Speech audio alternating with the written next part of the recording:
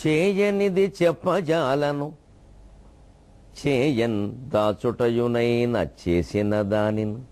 జగన్మాత చేయనిది చెప్పజాలను చేయన్ దాచుటయునైన చేసిన దానిని.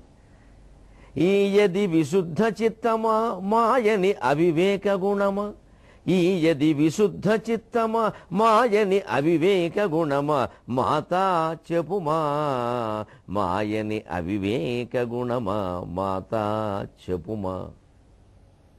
మనలో కొంతమంది చాలా బోళాతనంగా ఉంటాం. అదేదో తప్పుడు మార్గం అని అనుకోవలసిన అవసరం కూడా లేదు. దానివల్ల హృదయం చాలా బాగుంటుంది. చేసింది చెప్పకుండా ఉండలేం, చెయ్యనిదాన్ని చెప్పలేం. లౌక్యంగా మాట్లాడాలు, లోకంలో పేరు కోసం ప్రయత్నించడాలు, లోపలేదో రకంగా ఉండడాలు, ఇవన్నీ కొంతమందికి తెలియవు. కానీ భగవంతుడికి ఇష్టమైనటువంటి చిత్తం అదే. దాన్ని చిత్తశుద్ధి అంటారు. చిత్తంలో ఏమీ లేనివాడు ఏది వస్తే అది మాట్లాడతాడు. ఎందుకంటే అది సత్యం. సత్యం మాట్లాడేవాడు ఎప్పుడూ ఆలోచించాల్సిన పని లేదు. అసత్యం మాట్లాడేవాడే ఆలోచించాలి. అసత్యాన్ని సత్యంగా నమ్మించడానికి ఇంకాస్త ఆలోచించాలి. సత్యాన్ని లోకంలో ప్రచారం చేయడానికి కూడా కొంత ఆలోచించాలి విధానాల కోసం. సత్యాన్ని సత్యంగా చెప్పదలుచుకుంటే ఆలోచించేది ఏమీ లేదు, వచ్చేస్తుంది. కానీ దీనివల్ల ఇబ్బందులు చాలా ఉంటాయి. అప్పుడు ఇటువంటి ప్రార్థన. చేయనిది చెప్పజాలను చేయన్ దాచోటయునైన చేసిన దానిని. ఈయది విశుద్ధ చిత్తమా మాయని అవివేక గుణమా. మాతా చెప్పుమా. ఇది కొంతమంది ఏదో అవివేకం అంటారమ్మా. అది చిత్తశుద్ధికి లక్షణమా అవివేకానికి లక్షణమా?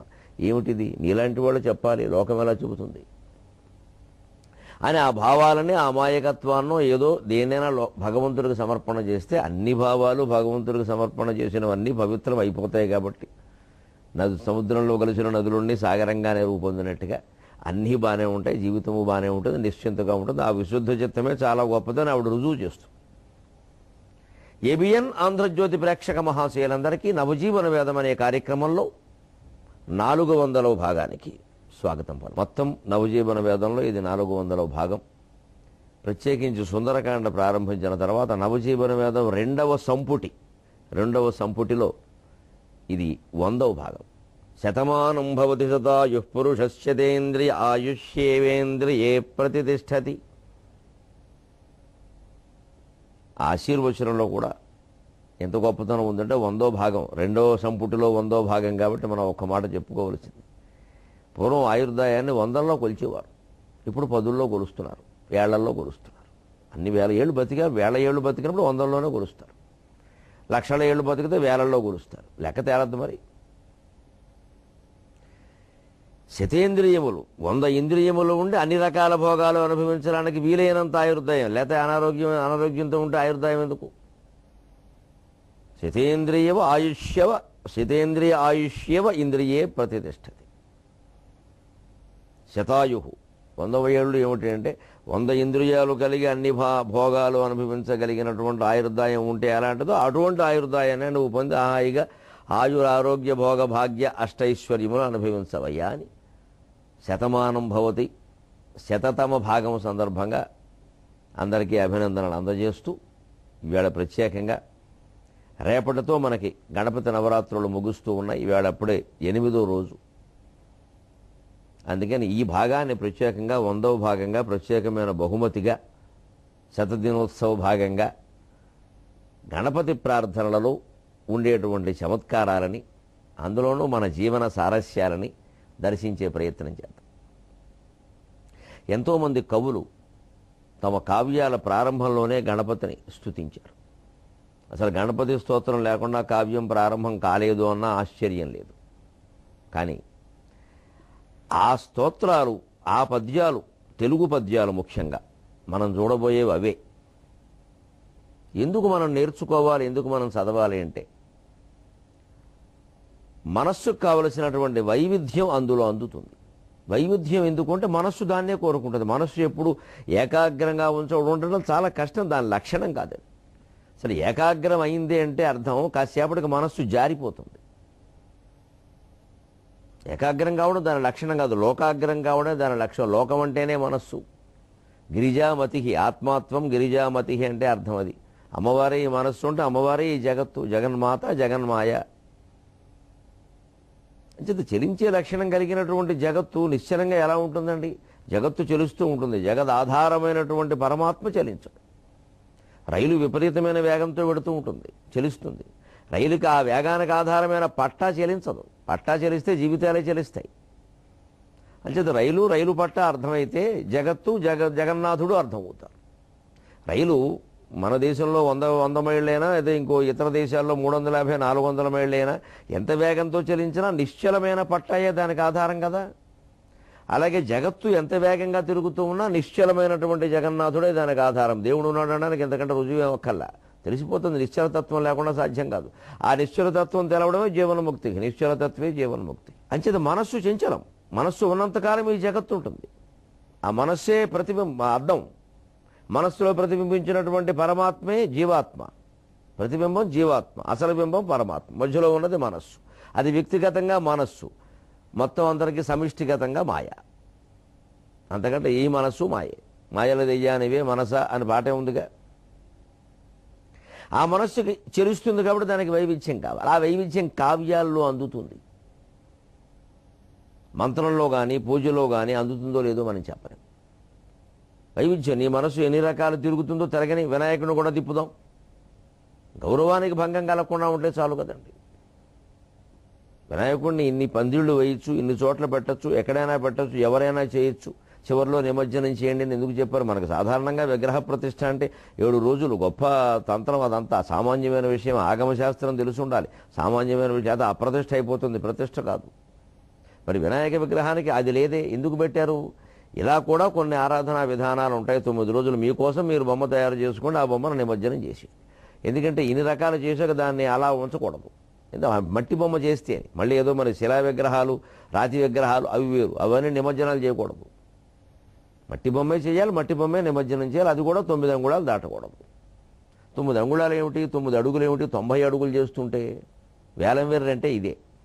ఇక దానికి తగినట్టుగానే లడ్డూలు, దానికి తగినట్టుగానే జనాలు, దానికి తగినట్టుగానే హడావడి. ఇంకా పైత్యం బాగా ముదిరిపోయి సీసాలతో గణపతి, జీన్స్ ప్యాంటుతో గణపతి, స్కూటర్ నడుపుతూ గణపతి. ఈ వెర్రి ముదిరిపోవడం అంటే ఇదే. ఇక్కడే అసలు తత్వం మర్చిపోయి గోతులో పడిపోతూ ఉంటాం అందరం కూడా. ఇదో హడావుడి ఆర్భాటం అయిపోయిన తప్పితే ఏం తెలియట్లా. ఆ అసలు తత్వాన్ని శ్రీనాథాది మహాకవుల ప్రార్థనా పద్యం ద్వారా తెలుసుకునే ప్రయత్నం చేద్దాం. శ్రీనాథుడు శృంగార నైషధం అనేటువంటి అద్భుతమైనటువంటి కావ్యాన్ని ప్రారంభిస్తూ గణపతిని స్తుతిస్తున్నాడు. జయ జేయంచు భజింతు ఇష్టఫల సంసిద్ధుల్ మదిన్ గోరి నిర్వ్యాజ ప్రౌఢ కృపావలంబుని కట ప్రశ్యంది దానాంబునిన్ పూజా తత్పర దేవదానవ కదంబున్ బాలకేళీ కళారాజత్ కౌతుక రంజితోరగపతి ప్రాలంబు హిరంబునిన్ జేజేయంచు భజింతును ఇష్టఫల సంసిద్ధుల్ మదిన్ గోరీ. జేజేయంచు భజింతు. జేజే అంటే దేవుడు. అందుకే చిన్నపిల్లల భాషలో జేజే అంటారు. గుళ్ళోకి వెళ్ళినప్పుడు చిన్నపిల్లాడు ఎవరు అంటే జేజా దండం పెట్టు అంటారు. ఆ చిన్నపిల్లల భాష వేరు. మన భాషలో దేవుడు, వాళ్ళ భాషలో జేజ. మన భాషలో స్నానం, వాళ్ళ భాషలో లాల. మన భాషలో అన్నం, వాళ్ళ భాషలో ఆమ్. మన భాషలో ప్రయాణం, వాళ్ళ భాషలో ఆచ్. అంతే. ఈ చిన్న చిన్న పదాలు ఎందుకోసం అంటే వాళ్ళకి అంత పొడుగు పదాలు అర్థం కావు. నీవు దేవతార్చన చేయము అంటే వాడికి అర్థం కాదు. జేజ దండం పెట్టి అంటే అర్థం పెడతాడు. అందుకే ఎప్పటికీ నీ తలలో జేజం అంటారు. జేజ అంటే దేవుడు. జేజేయంచు భజింతు జయ జయ అనే అర్థం కూడా చెప్పుకోవచ్చు. దేవుడి గుళ్ళో ఎలాగో జేజే అంటాం, జే గంట కొడతాం, అందుకని జేజే. పైగా ఆ చిన్నపిల్లలకి ఎప్పుడు ఆ గంట కొట్టడం మీద ఆసక్తి ఉంటుంది. విగ్రహం, తత్వం, దర్శనం, ప్రదక్షిణాలు వాళ్ళకి ఏమర్థం అవుతాయండి? మనకే అర్థం కాలేదు. 60 ఏళ్ల పాటు తిరుగుతూనే ఉన్నాం గుడి చుట్టూను. ఎందుకు తిరుగుతున్నావో కూడా తెలియదు. 3 ప్రదక్షిణాలు ఎందుకు చేయమంటారో, లోపల ఆత్మ ప్రదక్షిణ ఎందుకంటారో ఎప్పుడైనా ఆలోచించామా? 3 ప్రదక్షిణాలు తమోగుణం, రజోగుణం, సత్వగుణం క్రమంగా వదిలేయడానికి. చుట్టూ తిరగడం వదిలేయడం, చుట్టూ తిరగడం వదిలేయడం, చుట్టూ తిరగడం వదిలేయడం. ధ్వజస్తంభానికి నమస్కారం అంటే వెన్నుపూస, వీణాదండం. దాంట్లోంచి ప్రాణశక్తిని ప్రయాణం చేయించాలి. అదే కుండలని శక్తి. జేజేయంచు భజింతు నిష్టఫల సంసిద్ధుల్ మదిన్ గోరి నిర్వ్యాజ ప్రౌఢ కృపావలంబుని కట ప్రశ్యంది దానాంబునిన్ పూజా తత్పర దేవదానవ కదంబున్ బాలకేళీ కళారాజత్ కౌతుకరంజితోరగతి ప్రంజితోరగపతి ప్రాళంబుఘేరంబునిన్. ఇష్టఫల సంసిద్ధుల్ మదిన్ గోరి. ఏ కోరిక తీర్చడంలోనైనా గణపతిని మించిన వాడు లేడు. ఇష్టఫల సంసిద్ధి అంటే అర్థం. అందుకే ఆయనకి భార్యలుగా మనం అనుకుంటున్న వారి పేర్లు సిద్ధి, బుద్ధి. నిజానికి ఆయనకి భార్యలు లేరు, ఆయనకి పెళ్లి కాలేదు. కుమారస్వామికి కూడా పెళ్లి కాలేదు. కుమారావద్యాపి ద్విరదవదన క్రౌంచదళనౌ. శంకరాచార్య సౌందర్యలహరిలో చెప్పిన మాట. అమ్మా, నీ క్షీరం యొక్క విశేషం ఎటువంటిదో కానీ ఆ క్షీరాన్ని సేవించినటువంటి కుమారస్వామి, గణపతి ఇప్పటికీ కూడా ఆజన్మ బ్రహ్మచారులుగా ఇంద్రియ నిగ్రహంతో ఉండగలుగుతున్నారు కదా అన్నాడు. ఆ క్షీరం గొప్పతనం అది. మరి సిద్ధి బుద్ధి ఏమిటంటే మనకి బుద్ధి ఉంటే కార్యం సిద్ధిస్తుంది. ఆ మధ్యలో ఆటంకాలు రాకుండా ఆయన చూస్తాడు. కాబట్టే సిద్ధి బుద్ధి ఆయన వశంలో ఉంటాయి. వశంలో ఉన్నవాడని భార్యలోని పూర్వం అనేవారు, ఇప్పుడు ఉండట్లేదు కాబట్టి అనరు. అందుకని సిద్ధి బుద్ధి అంటారు. ఇది విశేషం. ఇంకా మనం కళ్యాణాలు చేయించుకోవడం ఇదంతా మన సంతోషం కోసం మనం పెట్టుకున్న పని. శాస్త్రం ఒప్పుకునే ప్రక్రియ కాదు అది. ఇంకా దానికి తోడు ఏవో పురాణాలు పుడతాయి. దానికి ఎందుకు వారు రాజకుమార్తె, వీరు రాజకుమార్తె, గణపతి స్వయంవరంలో వారిని గెలిచారు, సీతా స్వయంవరం ఉందిగా, దాన్ని బట్టి అన్నీ పుడతాయి. అందుకే పురాణాల్లో ఉండే ఈ అర్ధవాద కథల్ని అతి ప్రధానంగా భావించి చెప్పకూడదు, అలా భావించకూడదు. అవన్నీ సంకేతాలు, అవన్నీ భావనాత్మకాలు. ఆ భావనని గ్రహించాలి. సిద్ధిని చూస్తే ఇది, బుద్ధిని చూస్తే ఇది, దండం పెడితే ఇది, దండ వేస్తే అది వేస్తారు, వెళ్ళిపోతారు. ఎప్పటికీ ఏమీ గ్రహించరు. బుద్ధి ఉంటే సిద్ధి వస్తుంది. దానికి మధ్యలో ఆటంకాలు రాకుండానే గణపతి. అందుకే విఘ్నేశ్వరుడు ఆయన. నిర్వ్యాజ ప్రౌఢ కృపావలంబుని. ఎటువంటి కపటము లేకుండా చక్కని దయ భక్తుల మీద చూపించగలిగిన వాడు. ఆయన చేతిలో ఉన్న సాధనాలు అంకుశం కానీ, పాశం కానీ ఇవన్నీ మనకు వచ్చేటువంటి కష్టాలు ఛేదించడానికి వీలయ్యేవి. ఆయన చేతిలో ఉండేటువంటి ఉండ్రం కూడా ఆరోగ్యానికి సంబంధించింది. వర్షకాలం నూనెతో చేసిన పదార్థాలు అరగవు. అందుకని కుడుములు, ఉండ్రాళ్ళు, ఇడ్లీలు లాంటివే, ఉప్పుడు పిండి ఇలాంటివే తినాలి. ఇప్పుడు నూనె వేసినవి తినకూడదు.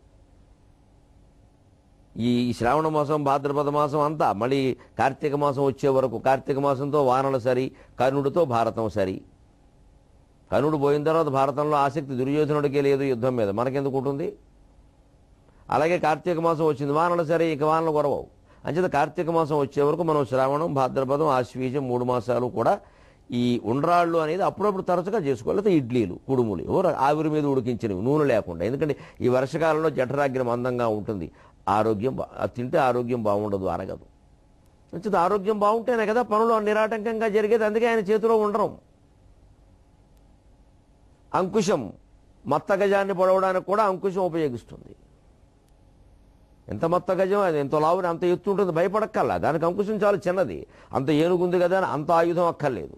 అంచేత పెద్ద పెద్ద ఆటంకాలను ఎదిరించడానికి కూడా చిన్న ఉపాయాలు సరిపోతాయి. అది అంకుశం. పాశం, శత్రువులను బంధించేది. మనం బంధింపబడకుండా చూసుకోవాలి. శత్రువులను బంధించే నెపంలో మనం పడిపోతే ఎలాగా? శాలిగూడు పెద్ద గూడు అల్లుకుంటుంది. ఇతర కీటకాలు ఏమైనా అందులో చిక్కుకుంటాయి, దానికి దొరుకుతాయని వేర్రి మొహం, అది కూడా అందులో చిక్కుకుపోయింది. పట్టుపురుగు మరీ అన్యాయం. దాని చుట్టూ ఇలా గూడు అల్లుకుంటుంది. అది అలా అడ్డంగా అలా అల్లుకుని ఊరుకుంటే పర్వాలా, విచిత్రంగా కాసేపటికి ఇలా కూడా అల్లేస్తుంది వెర్రిమోహం. కోశస్కృతివి ఏకమానక అంటాడు వ్యాసుడు భాగవతంలో.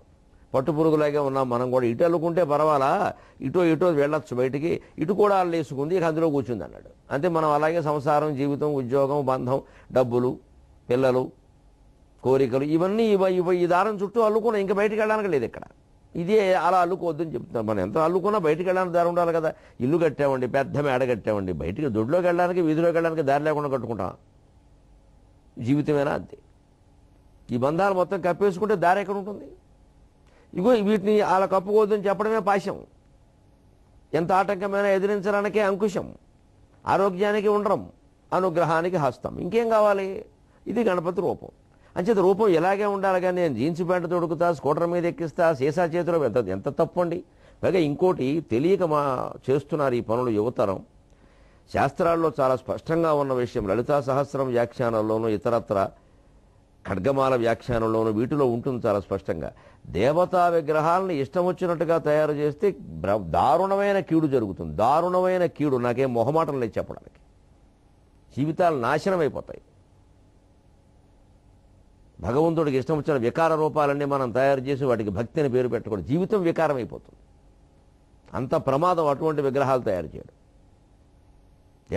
దేవతల గౌరవానికి భంగం కలిగించే విగ్రహం ఏ ఒక్కటి చేసినా, ఏ ఒక్కరు చేసినా జీవితం నాశనం అయిపోయినట్టే. అంత ప్రమాదకరమైనది వినాయకుడితో ఆడుకుంటే. విగ్రహాలు తీసేయగలిగిన వాడు ఆయనే, మొత్తం ముంచేయగలిగిన వాడు కూడా ఆయనే. దేవతల్లో అంత శక్తి మరెవరికీ లేదు. లక్ష్మీనారాయణులే గణపతిని పూజించారు. ఆ మాటకు వస్తే శివపార్వతులు కూడా పూజించారు. మూలం వేదంలో గడితే తెలుస్తుంది.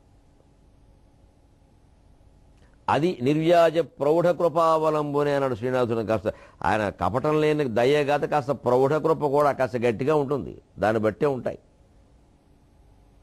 కటప్రశ్యంది దానాంబుని, ఏనుగు చెక్కెళ్ళ నుంచి ఎప్పుడూ ఒక ద్రవం స్రవిస్తుంది. దాన్నే దానం అంటారు. దానము కలిగింది కాబట్టి దాని అంటారు. దానికి తెలుగులో దానం అని కూడా, దానానికి రెండు అర్థాలు ఉన్నాయి. ఏనుగు చెక్కెళ్ళ నుంచి స్రవించేటువంటి ద్రవం ఒకటి, మనం చేసే దానం ఒకటి. అంటే ఎప్పుడు భక్తులకి వరాలు దానం చేస్తూ ఉంటాడు. అందుకే ఏనుగు ముఖం కలిగి ఉన్నాడు. ఆ దానజలం ఎంతో ఈయన దానజలము అంతే. దాన్ని దానజలం అంటారు. దానం ఇచ్చేటప్పుడు జలం లేకుండా దానం చేయరు, అందుకే దానజలం అంటారు. అందుకే ఇప్పటికీ సరదాకు మాట పుట్టింది. అక్కడ ఆ కార్యాలయంలో కాస్త చేతులు తడిపితే కానీ పనులు అవ్వ అంటారు. చేతులు తడపడం పనులు అవ్వడం ఏంటండి అంటే, దానం ఏదైనా ఇచ్చేటప్పుడు ముందు వాడు చేయి కడుక్కున్నాడో లేదో, వీడు చేయి కడుక్కున్నాడో లేదో శుభ్రంగా ఉండాలి కదా. అందుకని ఓసారి తడుపుతారు, తడిపి తుడుస్తారు. అప్పుడు ఆ చేతిలో ఆ వస్తువు పెడతారు. తడిపారంటే ఏదో ఒడి పెడతారండి. అందుకని చేతులు తడుపు అంటే ఏదో ఒడి పెట్టమని అర్థం. తర్వాత జరగాల్సిన పని ముందు దాంతో చెప్పారు. వేద పండితులు వయం దేవస్య అయిందా అంటారు, భోజనం అయిందా అన్నారు. వయం దేవస్య భోజనం అనో మంత్రం ఉంది. వయం దేవస్య అయింది అంటే తర్వాత ఉన్న పదం అయిందా అని అర్థం. అది అర్థం. మధుపర్కాలంటారు. మధుపర్కం తర్వాత బట్టలు పెడతారు. బట్టలను మధుపర్కాలంటే ఏమిటి? మధుపర్కాలతో సేవించాక, తేనె పెరుగు కలిపి సేవించాక బట్టలు పెడతారు. ఆ పెట్టే బట్టలను మధుపర్కాలంటారు. ఇలా ముందు వెనక ఉండే పదాలను బట్టి సూచించడం ఒక చమత్కారమైన వైదిక పరిభాష. అదే వచ్చింది ఇక్కడ. ఇప్పుడు తండ్రిని ఎలా ఆనందింపజేస్తున్నాడు. ఆయన్ని పూజించేవారు ఎవరు? పూజా తత్పర దేవదానవ కదంబున్, దేవతలు దానవులు కూడా ఆయన్ని పూజిస్తారు. రాక్షసుల్లో కూడా విఘ్నేశ్వర పూజ చేసిన వాళ్ళు ఉన్నారు. మరి నిరాటంకంగా పనులు జరగాలంటే అందరూ చేయవలసిందే. అంటే దేవగుణాలు, ఒక్కోసారి తప్పుడు గుణాలు, తప్పులు రాక్షసుల గుణాలు ఏమైనా మనలో ఉన్నా కూడా ఆయన క్షమించి మనల్ని అనుగ్రహిస్తాడు. అలాగని లోకుగా తీసుకోకూడదు. ఆ క్షమాగుణం కొంతవరకే ఉంటుంది. పరిమితి దాటితే ఏమవుతుందో అందరికీ తెలుసు. ఇంక రక్షమామన్నా కుదరదు. పరిమితి దాటితే క్షమిస్తాడు, వేసేస్తాడు. అదే క్షమించడం. ఎందుకంటే ఉండడం భూదేవికి భారం కాబట్టి. ఇప్పుడు ఇంకో మాట చెబుతున్నాడు, ప్రతి పిల్లవాడు నేర్చుకోవలసిన విషయం. బాలకేళీ కళారాజత్ కౌతుకరంజితో రగపతి ప్రాలంబు హేరంబుని. ఉరగపతి ప్రాలంబుడు. ఉరగం అంటే పాము. ఉరసా గచ్చతీత ఉరగహ, అది వక్షస్థలంతోనే పాకుతుంది, దానికి కాళ్ళు లేవు. అంచేత ఉరగహ భుజగహ అంటే పాము. ఉరగపతి అంటే వాసుకి. వాసుకిని మెడలో ధరించిన వాడు ఉరగపతి ప్రారంభుడు, నాగభూషణుడు, శివుడు. ఆ తండ్రి నేను ఎలా ఆనందింపజేస్తాడ? బాలకేళీ కళారాజత్ కౌతుక రంజిత ఉరగపతి ప్రాలంబు. తన బాల్య చేష్టలతో తండ్రిని ఆనందింపజేస్తాడట. బాల్య చేష్టలతో తండ్రిని ఆనందింపజేయడం ప్రతి కొడుక్కి, ప్రతి కూతురికి అలవాటు. ఇందులో కొత్తగా చెప్పక్కల. తర్వాత యవ్వన చేష్టలతో తల్లిదండ్రులను దుఃఖపెట్టకూడదు, అది గుర్తుపెట్టుకోవాలి. బాలకేళీ కళారాజత్ కౌతుక రంజితో రగపతి ప్రాలంబు హేరంబు నిన్. తన బాల్య చేష్టలతో వాసుకిని ఆభరణంగా ధరించినటువంటి నాగభూషణుడైన తండ్రిని ఎప్పుడూ ఆనందింపజేసేవాడు, రంజింపజేసేవాడు. పాముల ఆభరణాలు మనకి, ఆయనకి ఆభరణం మనకి భయమే కదండి. అంచేది పిల్లలు తలుచుకుంటే తల్లిదండ్రుల జీవితంలో భయంకరమైన పరిస్థితులు వచ్చినా వాటిని తొలగించి వాళ్ళని ఆనందింపజేయగలరు. సారాంశం అది. పైగా హేరంబుని, యవ్వనంలో కూడా తల్లిదండ్రులను ఆనందింపజేయడమే ఈ హేరంబుల్లో అర్థం ఉంటుంది. హే అంటే హకారానికి ఏకాక్షర నిఘంటువులో శివుడు అనే అర్థం ఉంది. హే అంటే శివ సమీపే, రుద్ర సమీపే అని వ్యాఖ్యానం చేశారు పెద్దలు. రంభతే అంటే ఆనందింపజేస్తాడు. శివ సమీపంలో ఉండి వృద్ధి చెందుతూ ఉంటాడు, ఆనందింపజేస్తూ ఉంటాడు. అంటే తల్లిదండ్రుల సమీపంలోనే మనం ఉండాలి, వాళ్ళని మన దగ్గరే పెట్టుకోవాలి. వాళ్ళని వృద్ధాశ్రమాల్లో చేర్పిస్తే హేరంబుని కృపకి పాత్రులం కావు. ఆయన వాళ్ళ దగ్గరే ఉన్నాడు, వాళ్ళు ఆయన దగ్గరే ఉన్నారు. 3 తీర్థాలు తిరగమన్నా నేను తిరగనన్నాడు, వీళ్ళ చుట్టూ తిరిగాడు. ఎంత గొప్ప విశేషం. ఇంకొక మాట ప్రత్యేకంగా మనం చెప్పుకున్నాం. ఆయన ఏకదంతులు అయ్యారంట. ఎందుకు అయ్యారు ఏకదంతుడు? దానికి 2-3 కారణాలు పురాణాల్లో చెబుతారు. కానీ భట్టుమూర్తి కావ్యాలంకార సంగ్రహం అనేటువంటి అలంకార శాస్త్రంలో గణపతి ప్రార్థన చేస్తూ చిత్రమైనటువంటి కారణం చెప్పాడు, మనలో చాలామందికి తెలియదు. భట్టుమూర్తి కర్షక కవి, రైతు కుటుంబంలో పుట్టినవాడు. వసు చరిత్ర అని అద్భుతమైన శ్లేషకావ్యం రచించాడు. ఒక నది జీవితానికి స్త్రీ జీవితానికి రెండు అర్థాలు వచ్చేలా శ్లేషకావ్యం రచించాడు ఆయన వర్ణన చేస్తూ. ఒక నది జీవితం స్త్రీ జీవితం రెండూ కనిపించేలాగా శ్లేషకావ్యం రచించాడు. ఆయనే కావ్య నిర్మాణ శాస్త్రం, అలంకార శాస్త్రం అంటారు. అటువంటి దాంట్లో తెలుగులో చాలా గొప్పదైనటువంటి కావ్యాలంకార సంగ్రహం రచించాడు. దానికి ముందు ప్రార్థన చేస్తూ ఆయన విచిత్రమైన మాట చెబుతాడు. గణపతి ఏకదంతుడు ఎందుకు అయ్యాడో అందులో కూడా ఆయన తండ్రిని ఆదర్శంగా తీసుకున్నాడు అన్నాడు. తండ్రి ఏకదంతుడా? అదే చెబుతున్నాడు ఇక్కడ. అరుదుగా వామభాగలనా కలనా చలనాత్ముడైన, అరుదుగా వామభాగలనా కలనా చలనాత్ముడైన, ఆహరు గురుగాంచి తానును తదాకృతి పొందగా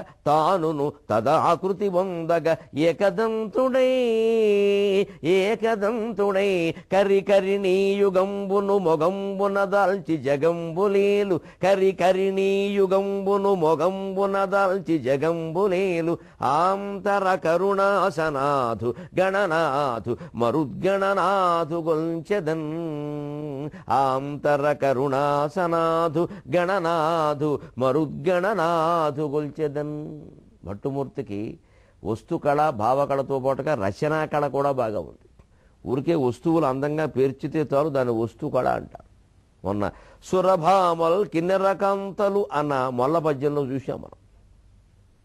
భావకళ అంటారు. ఆ వస్తువులు అలా పేర్చి చెబుతూనే చివరిలో ఒక వాక్యంలో చమత్కారం ద్వారా భావుకతను ధ్వనింపజేయడం తిక్కన గారు చేస్తారు ఆ పని. భావకళలో ఆయన ప్రసిద్ధుడు. 3 పాదాల పద్యం మామూలుగానే ఉంటుంది, చివరిలో మెరుస్తుంది, కొస మెరుపు అంటారు, అది తిక్కన కవిత్వం. ఆయన భావకళలో ప్రసిద్ధుడు. ఇక్కడ రచనా కళ కూడా, వస్తువు భావుకత, దాన్ని రచన నగిషీలు చెక్కడం. మంచి వడ్రం మేస్త్రి మంచి పందిరి మంచాలు చెక్కాలంటే పూర్వం కలశాలు ఇలా గుండ్రంగా ఉండడం, దాంట్లో మళ్ళీ దంపతులు పడుకునే మంచం కాబట్టి చిలుకలు పావురాలు గోరింకలు రకరకాలు, మళ్ళీ దానికి సకినాలు ఇలా కిరిమని తిరుగుతూ ఉంటాయి గుండ్రంగా. సకినెల మంచపు జాతర, జగడాల జాతర అని అన్నమాచార్య కీర్తనలో అర్థమే అది. జగడపు నవ్వుల జాతర, సకినెల మంచపు జాతర. సకినెలు అంటే అవి కిరిమని శబ్దం చేస్తూ ఉంటాయి, వాటిని సకినెలు అంటారు. సకినాలు తింటూ ఉంటే కూడా చప్పుడు అవుతుంది, అందుకే వాటిని సకినాలు అంటారు తెలంగాణలో. అవి అలాగే ఉంటాయి, కొరకడం కొంచెం కష్టమే, బాగా పరిశ్రమ చేయాలి, పళ్ళు గట్టి పడతాయి.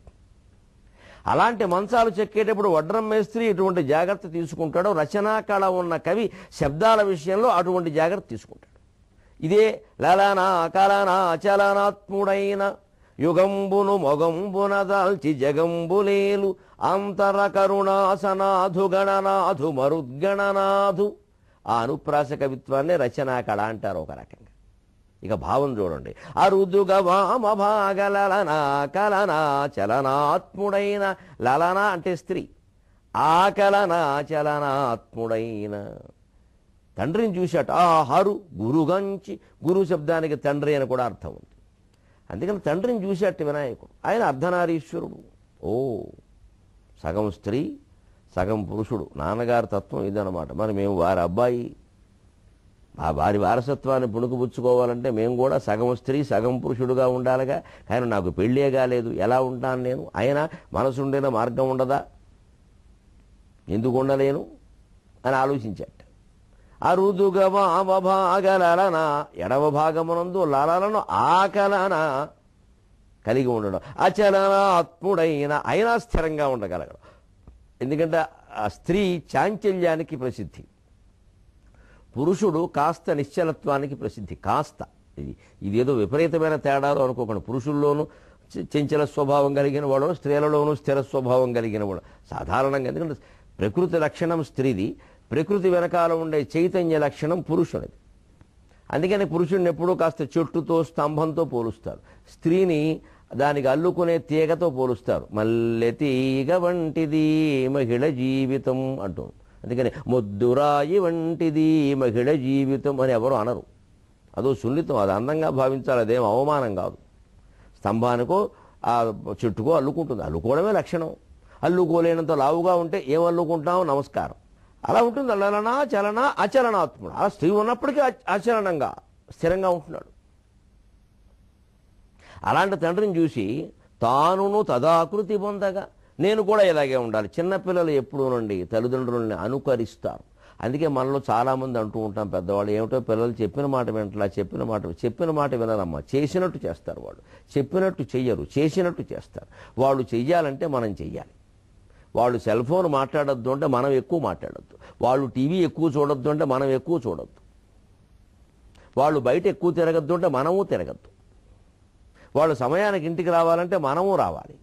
అంతేకాదు, పెళ్లి కాని కొడుకో కూతురో ఇంట్లో ఉన్నారు, భార్యాభర్త కాస్త పరిమితి దాటకుండా చాలా చమత్కారంగా సరదాగా సరసంగా మాట్లాడుకుంటూ ఉంటే, ఒక పరిమితి దాటకుండా వాళ్ళది గ్రహిస్తారు, వాళ్ళ కాపురాలు కూడా బాగుంటాయి. ఓ అమ్మ నాన్న ఎలా ఉండేవారు, ఎప్పుడు ఏదో నాన్నగారు అమ్మను ఆట పట్టించేవారు, అమ్మ కాసేపు బొంగమూతి పెట్టేది, అయినా తర్వాత ఎంతో ప్రేమగా ఉండేవారు, ఇద్దరు కూడా నవ్వుకుని హాయిగా కాఫీ తాగుతూ అని వాళ్ళు కూడా వాళ్ళ కాపురాలు బాగుంటాయి. వీళ్ళో పిచ్చిమోహం, ఈవిడో పిచ్చిమోహం, ఆయన ముచ్చుమోహం పెట్టుకుంటే వాళ్ళు వేరే మొహాలు పెట్టుకోరు. అందుకని తల్లిదండ్రులను చూశాడు ఆనందంగా, అమ్మను తనలో కలిపేసుకున్నారు, ఎంత ఆనందంగా ఉన్నారు అని చెప్పి అనుకుని, ఏకదంతుడై కరికరిణీ యుగంబును మొగంబున దాల్చి జగంబులేలు. ఆడ ఏనుక్కు దంతాలు ఉండవు, అది గజశాస్త్రంలో విశేషం. మగ ఏనుక్కు దంతాలు ఉంటాయి. అందుకే ఇటువైపున దంతం లేకుండా చేసుకున్నట్టు ఆయన. ఇటువైపు ఆడ ఏనుగు, అటువైపు మగ ఏనుగు అనమాట. అది భట్టుమూర్తి ఊహ. కరికరిణీ యుగంబును మొగంబున దాల్చి జగంబులేలు ఆంతర కరుణాసనాథు. లోపల గుండె నిండా దయగలిగిన వాడు. గణనాథు, ప్రమథ గణములకు నాథుడు. మరుద్గణనాథు, ఒట్టి ప్రమథ గణం ఏమిటండి, దేవతాగణానికి కూడా ఆయనే నాథుడు. అటువంటి గణపతికి నమస్కారం అన్నాడు ఆయన. అటువంటి గణపతి మిమ్మల్ని అందరినీ ఆశీర్వదించునుగాక, మీ బిడ్డల్ని పాపల్ని అందరినీ ఆశీర్వదించునుగాక. నవజీవన వేదము సాక్షిగా, సుందరకాండ సాక్షిగా మీరందరూ కలకాలం ఆయురారోగ్య భోగభాగ్యాలతో ఉందురుగాక. శరవు.